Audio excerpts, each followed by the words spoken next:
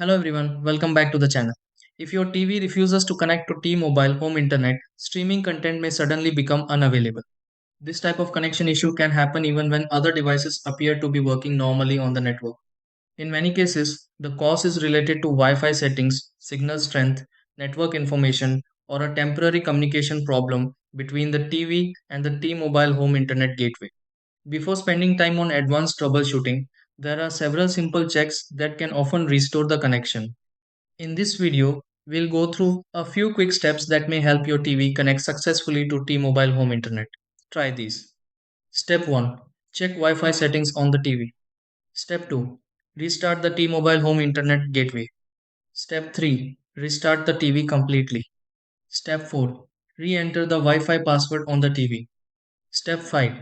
Move the TV closer to the T-Mobile home internet gateway. Step 6. Test internet access on the TV again.